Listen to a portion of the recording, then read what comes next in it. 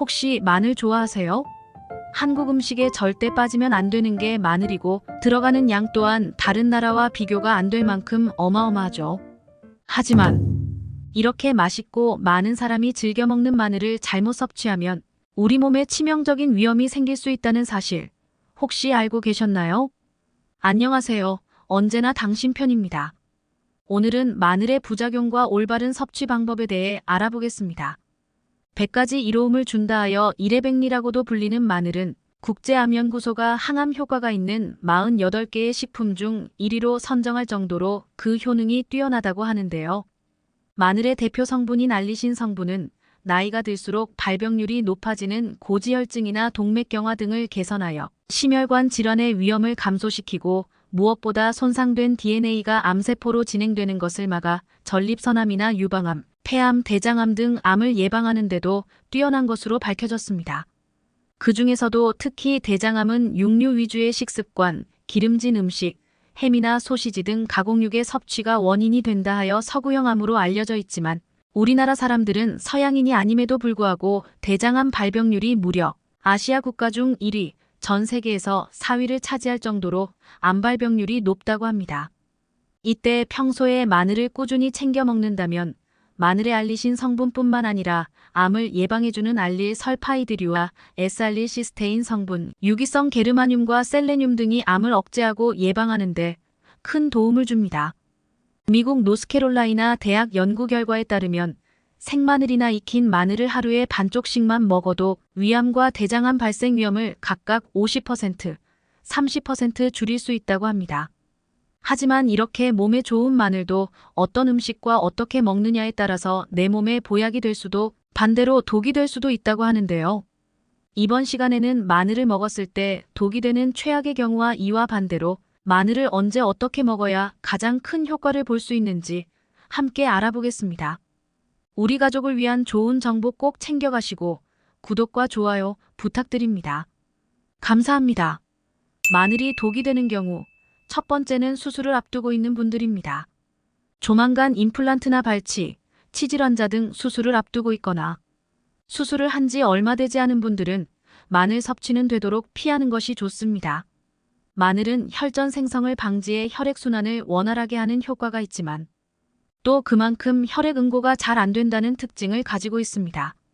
국제마취학회에서 발표한 한 사례 중에는 매일 마늘 12g을 먹은 환자의 척추를 수술하던 중 과다출혈이 발생했다는 보고가 있으며 마늘 성분이 함유된 식이보충제를 복용한 환자의 수술 부위 주변으로 진물과 멍이 번진 사례도 있다고 합니다. 이 때문에 전문가들은 적어도 수술 일주일 전부터는 마늘 섭취를 중단하길 권장하고 있는데요. 또한 마늘 진액이나 마늘환 등 건강보조식품의 형태로 장기간 섭취한 경우에는 의사에게 미리 알리는 게 좋다고 조언하고 있습니다. 마늘이 독이 되는 경우 두 번째는 항응고제, 항열소판제를 드시는 분들입니다. 복용하고 있는 약 중에 항응고제나 항열소판제를 처방받은 분들은 마늘 섭취에 반드시 주의하셔야 합니다. 스텐스 시술이나 판막 수술 부정 정맥 환자들은 심장 박동이 불규칙해져 혈전이 생기기 쉽기 때문에 이를 방지하기 위해서 항응고제나 아스피린을 처방받는 경우가 많은데요. 여기에 더해 마늘이 혈전을 예방하고 혈행을 좋게 한다고 해서 무턱대고 많이 드시는 분들이 계신데 마늘 역시도 혈전을 줄이고 혈소판 응집을 방해하는 특징이 있어서 앞서 말씀드린 약과 함께 복용할 경우 혈액이 너무 묽어져 멍이 잘 들고 출혈의 가능성이 높아지며 피가 한 번 나면 잘 멈추지 않는 등의 부작용이 나타날 수 있습니다. 따라서 이런 약을 복용하면서 마늘이나 마늘이 들어간 건강보조식품을 장기간 섭취하고 있다면 꼭 정기적으로 혈액 검사가 필요하고 경우에 따라서는 약의 용량을 변경해야 하는 경우가 있으므로 주치의와 꼭 상의하시기 바랍니다.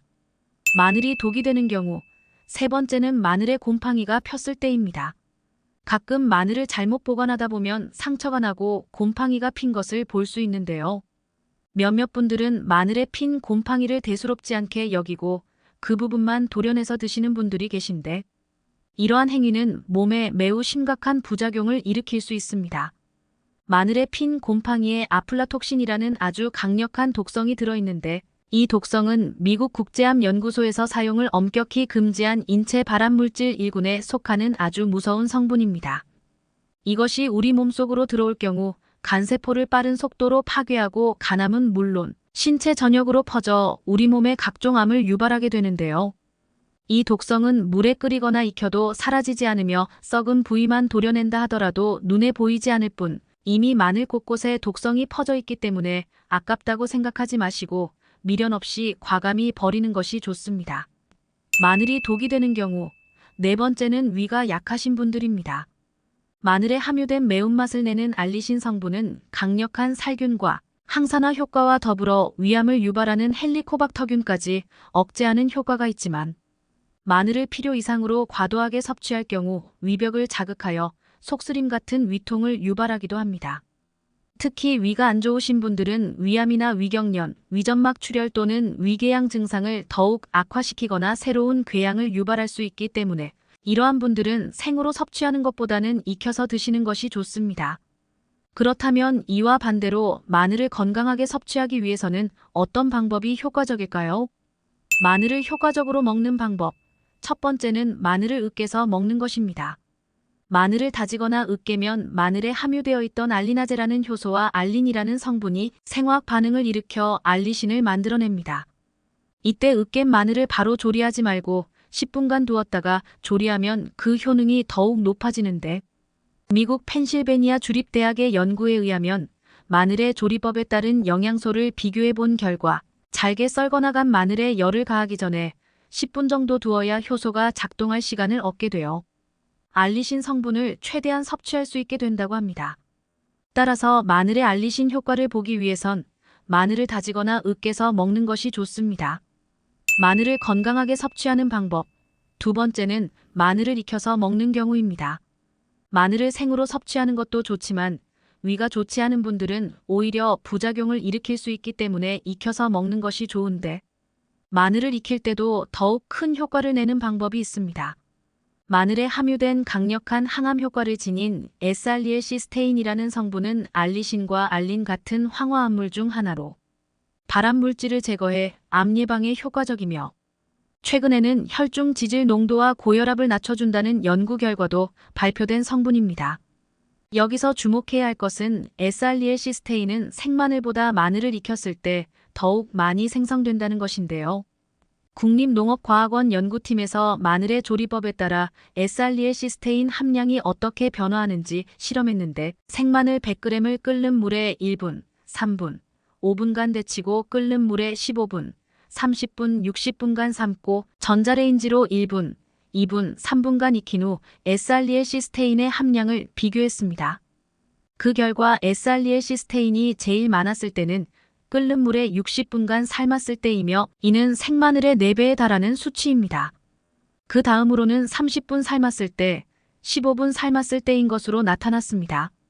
반면에 전자레인지로 돌렸을 땐 S알리엘시스테인 성분이 줄거나 거의 변화가 없었으며 오히려 2분간 데쳤을 땐 S알리엘시스테인 성분이 감소하는 것으로 나타났습니다.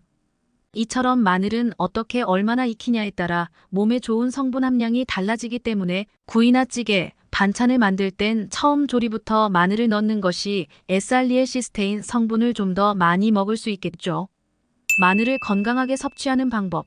세 번째는 꿀과 함께 먹는 것입니다. 꿀에는 설탕에서 얻을 수 없는 비타민 B1, 바로 티아민이라고 불리는 에너지 비타민이 풍부한데요. 꿀 속에 있는 이 티아민 성분은 마늘의 매운맛을 내는 알리신 성분과 만나면 흡수율이 무려 20배가량 더 높은 알리타아민이라는 성분으로 바뀌게 됩니다. 이렇게 마늘과 꿀이 만나면 마늘의 자극적인 맛과 향이 감소하면서도 꿀의 달콤한 맛이 더해지고 피로회복과 기력 보충 등의 효과는 크게 상승하여 건강에 좋은 영향을 주게 됩니다. 이렇게 이래백리라 할 만큼 장점이 많은 마늘의 딱 하나의 단점을 꼽으라면 바로 입냄새를 빼놓을 수 없을 텐데요. 마늘을 먹으면 입안에서만 맴도는 게 아니라 위 속에서 소화가 된 마늘 냄새도 다시 위로 올라오기 때문에 양치를 하거나 입안을 물로 헹구더라도 냄새가 쉽게 사라지지 않습니다. 미국 오하이오 주립대학 연구팀의 연구 결과에 의하면 사과나 상추를 먹으면 사과나 상추에 함유된 효소가 마늘 냄새를 일으키는 휘발성분을 상쇄시켜 구취를 감소시키는 데 효과적이라고 합니다. 그러나 생사과가 아닌 사과 주스를 마셨을 땐 마늘의 휘발성분을 줄이지 못한 것으로 나타났습니다. 따라서 마늘을 먹은 뒤 입냄새가 걱정이시라면 사과나 상추를 드셔보시기 바랍니다.